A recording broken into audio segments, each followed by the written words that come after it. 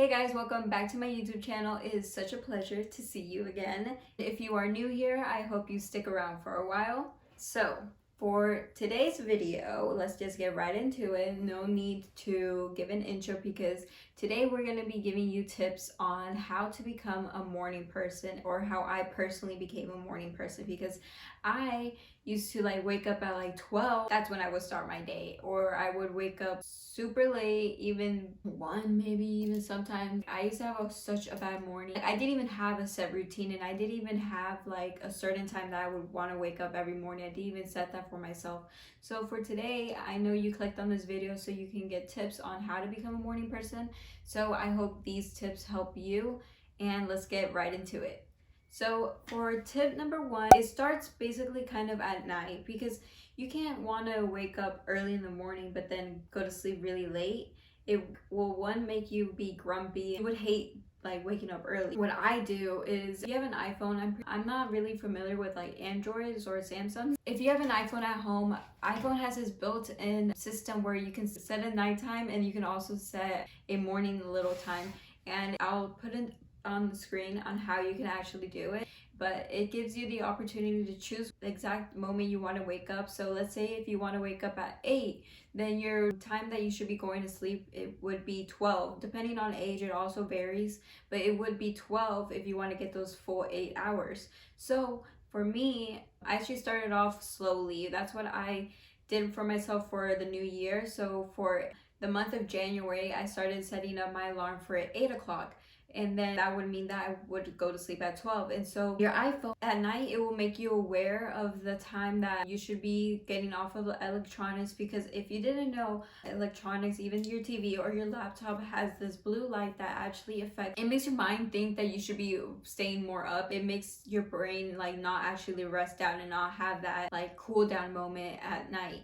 So what your iPhone will do, once you start setting that alarm and start knowing when you want to wake up, your iPhone will get you I think it usually does an hour to 45 minutes before your actual set bedtime, that your phone will shut down, or it have a certain screen on top of it. I'll insert a screenshot of it, and it'll tell you this is your wind down moment. You should take very advantage, because iPhones are expensive and you might want to just do as much as you can with your iPhone. So I would definitely recommend setting up that bedtime and setting up that morning time that you want to start setting for your daily routine.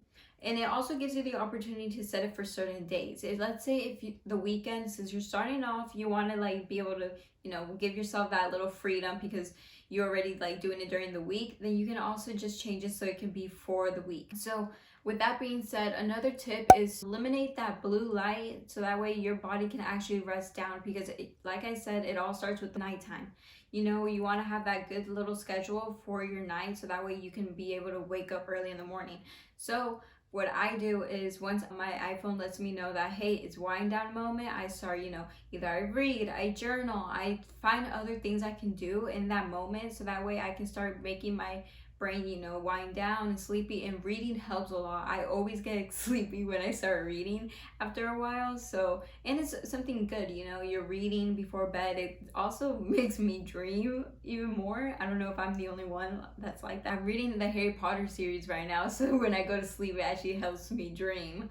So I totally recommend that if that's something that you want to do also. So now you want to be where should you set your phone? Whatever is right next to your bed is the first thing that you're going to grab in the morning, or the first thing you're going to go to in the morning. So let's say if you set your phone right there next to you, then the first thing you're going to grab is your phone. Or let's say you put a water, the first thing you're gonna grab is most likely gonna be water. So for me, I don't want to personally be on my phone first thing in the morning, because I'm barely waking up, I'm about to start my morning. I want to set my day before I can even touch my phone, before I start hearing about what's happening all around the world, or certain things. Because sometimes I know personally, when I wake up, I'm in a good mood, I'm refreshed, but then I get on my phone and then I see something that kind of throws me off, or something that I'm like, oh, what is this?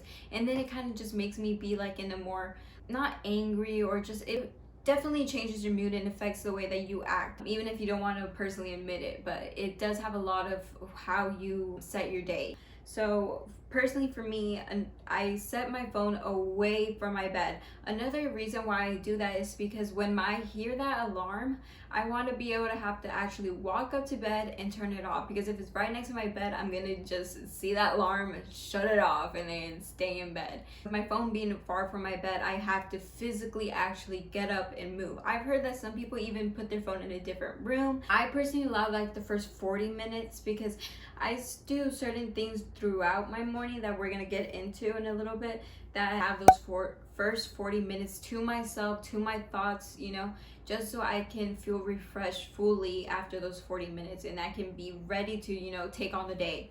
So that's why I allow myself those 40 minutes. Another tip that I say that has really helped me is that I set multiple alarms.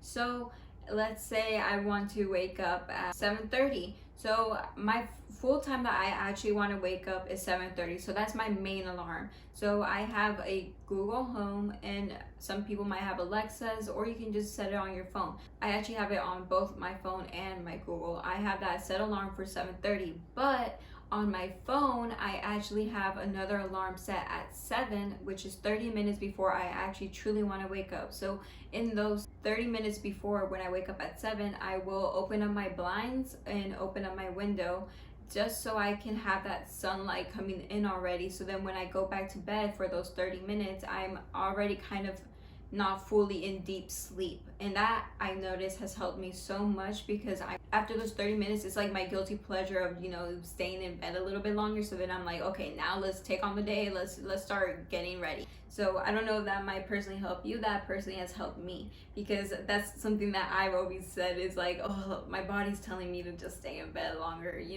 So then I allow myself those 30 minutes before I have to fully wake up. The sunlight coming in already, makes me wake up feeling in a better mood, rather than, waking up in a dark, full room. So after I, wake up at the time that I want to wake up, I will automatically get out of bed, and then I will get onto my yoga mat, and I start doing these morning stretches that I have. Those morning stretches have really helped me, because I feel my body all cracking, and then also I feel like it refreshes my body, and it actually like awakens it. I feel that my body, when I do those stretches, it's getting me ready for the morning, because your body was just hibernating for those 8 hours. It was resting, and now your body is starting to make those movements again, and it's starting to wake up. And it doesn't even have to be long. On YouTube, you can search up like 10-minute more yoga poses or 10-minute morning stretches. I'm pretty sure you can find one that works just for you. I made my own little like painting, and it has the stretches that I use. It pushes me to do the actual stretches, because also it limits that me having to like search up on my phone. So that's why I personally like that I made that drawing for myself. At night, I also do those stretches to wind down. Maybe another time, if you guys give this video a thumbs up to let me know that you guys want to see maybe how to set a proper night routine, I can do that video for you guys, how I was able to set one for me. But I leave my yoga mat out at night, so that way it's easier for me to just wake up, come and stretch. I know that's the first thing that I want to do in the morning. Once I'm done with my stretches, I move on to I usually do 10-minute meditation, 15-minute meditation. It kind of depends how I feel that day. Recently, I've been doing this 10-minute meditation that has affirmations set into it. I will have it linked down below. It's on YouTube, so it's free. It's really has made me feel happy in the morning, so I totally recommend you guys check it down below. 10 to 15-minute meditation, or 10 to 15, having that moment to yourself with your thoughts, with affirmations, allowing yourself to feel refreshed and allowing yourself to set the energy for that day. After I do that meditation, it makes me feel, like I've said, refreshed, renewed, new, positive. It makes me feel like I can take on the day. So I use that energy, and I use that type of motivation, that type of positive mindset to be able to journal. So I love to journal, and I have a journal prompt that I've been doing since the start of 2021 that I have seen that has helped me so much, which is 333. That's what I'm gonna call it. I don't know the proper name. What you do is you write 3 things you're excited for, and then at night or during the morning, I personally like doing the 2 other prompts at night. So after I do those journal prompts, I also choose to manifest in the morning. Me personally, I feel like that is when I am at my highest self, to my self-awareness. I am closer to that spiritual realm.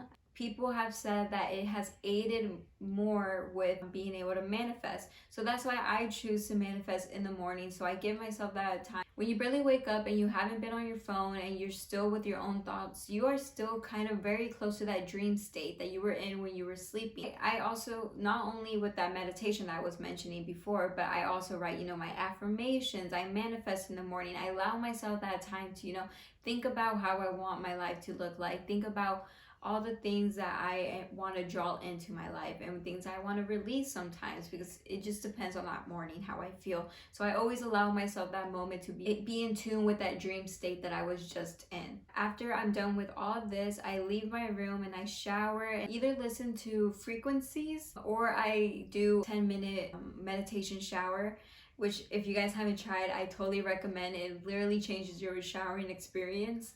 But I choose to do that right then. I use the restroom right then. I also wash my face. If I'm not taking a shower, that is the time that I would just wash my face and brush my teeth. But then if I am showering, I would just add that to the routine and to the process.